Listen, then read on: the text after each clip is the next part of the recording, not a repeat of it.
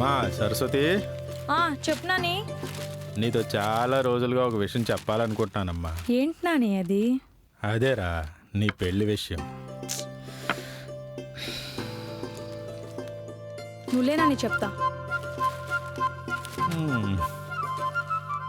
నీకెన్నిసార్లు చెప్పాను పెళ్ళి అని మళ్ళీ నా దగ్గర అనొద్దు అని? అయినా నువ్వు లేకుండా నేను ఎలా ఉండగలను? ఎవరిని పడితే వాళ్ళని ఎలా చేసుకుంటాను పెళ్ళి? నీకంటా మంచోనే తెచ్చి చూపించు, అప్పుడు చేసుకుంటా పెళ్ళి. అది కాదమ్మా, ఈ ముసలు పడితే ఎందుకు? అయినా మీరు చిలక గోరింకల్లా ఉంటే మధ్యలో నేనెందుకు? మరి నువ్వు ఎక్కడ ఉంటావు? ఏదో ఓల్డ్ ఏజ్ హోమ్.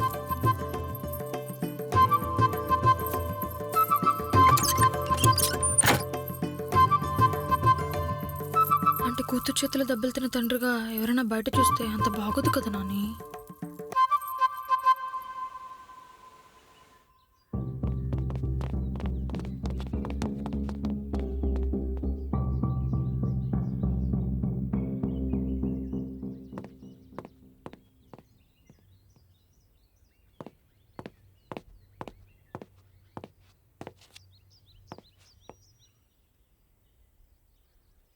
ఒక అందమైన భార్య,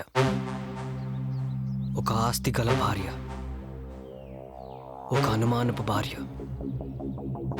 వేగలేక చచ్చిపోతున్నాను. ఒకే టైంలో 3 అమ్మాయిలు మెయింటైన్ చేస్తూ ఆ విషయం పోలీసుడికే చెప్తున్నావు అంటే నీకెంత ధైర్యం ఉండాలి? ఊరుకు బావా, అంత అదృష్టం నాకెక్కడుంది? 3 కలిపితే ఒక్కరితే నా భార్య, సింగిల్ పీస్ శృతి. చచ్చిపోతున్నాను బావా. పెళ్ళయ్యి 3 ఇయర్స్కి వైజాగ్ వచ్చాం. ఇంతలో ఆ ఇంట్లో సూసైడ్. ఇదంతా తనకు తెలిసిందనుకో, ప్రశాంతంగా ఉండలేం బావా. నిజం ఈరోజు కాకపోతే రేపేం తెలుస్తుంది కదా. ఇక్కడ ప్రాబ్లం తను ప్రశాంతంగా ఉండదని కాదు, నన్ను ప్రశాంతంగా ఉండనివ్వదు బావా. ప్లీజ్ బావా, అర్థం చేసుకో. సరే, ఒక సాటి మగాళ్ళ కాకుండా ఒక సాటి భర్తలా నీ ప్రాబ్లం అర్థం చేసుకుంటా. పద. ఒక్క నిమిషం రా, అర్జెంట్ కాల్. హలో, చెప్పు.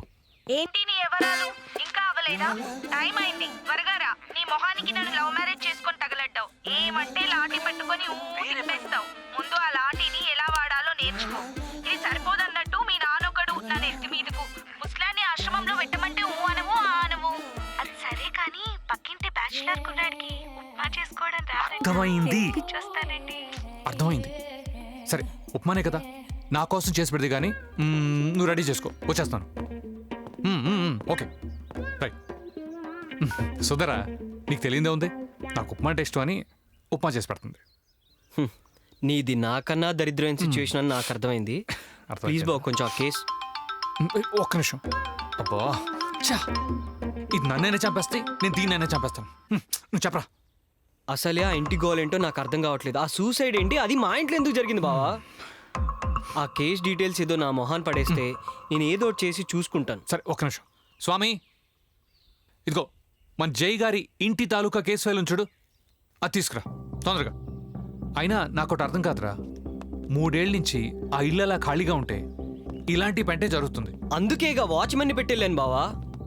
గొప్పడురా, గుళ్ళో దేవుడు లేకుండా పూజారి ఏం చేస్తాడరా?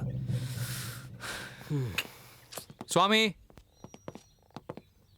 ఇదిగో ఒక కాపీ తీసుకుని సార్కి ఇచ్చే. Copy sir. అబ్బా, కాపీ ఇదిగో. ఒక్క నిమిషం. బా, నేను మళ్ళీ మాట్లాడు. బాయ్. చెప్పే.